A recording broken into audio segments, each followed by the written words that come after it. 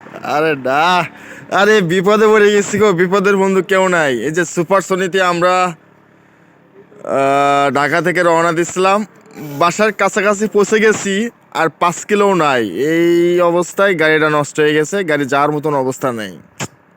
আর এই যে 7-8 জন আমরা মানুষ আছি, দাঁড়ায় আছি একটা গাড়ি পাইলে। এখন বাজে রাত হলো 12টা অব্দি হয়ে গেছে। গ্রাম অঞ্চলে 12টা মানে অনেক রাত, কোনো গাড়ি পাচ্ছি না। এই সব দাঁড়ায় দাঁড়ায় গাড়ি থামানোর চেষ্টা করতেছে, তো গাড়ি থামাইতে পারতেছি না। এটা কি টাক কি থামে? এই 7-8 জন 10 জনের মতন আছি আমরা, এখন মহা বিপদে পড়ে গেলাম। এখন কেমনে যাইবো এই গভীর রাতে? এলাকায় শীতও পড়তেছে, চরম আকারে শীত পড়তেছে, বৃষ্টি হয়েছে দেখতেছি। হ্যাঁ, এই বিপদ তো আসলে বলে কয়ে আসে না, বিপদ হয়েছে বুঝলাম। আসলে এই বিপদের উপায় কি আছে? আল্লাহ যা করে ভালোর জন্য করে, দেখা যায় কি অবস্থা। হয়তো এটা কপালে ছিল, মেনে নিয়েছি, ঠিক আছে। একটা ব্যবস্থা করে দিলে হবে ইনশাল্লাহ। আল্লাহ একটা ব্যবস্থা করে দাও।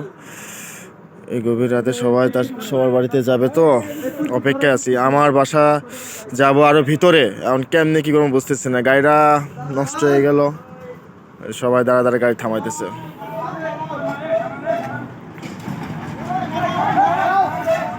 গাড়ি থামানোছে,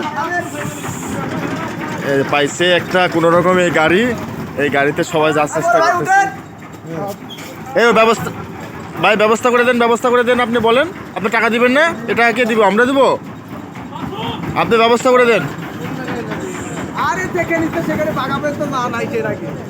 এই যে একটা গরুর টাক, এ ব্যবস্থা করেন, ব্যবস্থা করেন, টাকা দেন, টাকা দিয়ে উঠাই দেন ভাই।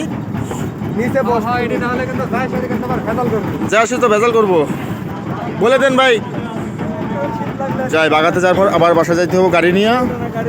এই অবস্থায়, রাতের অবস্থা, আর কি করার, কিছু করার নেই।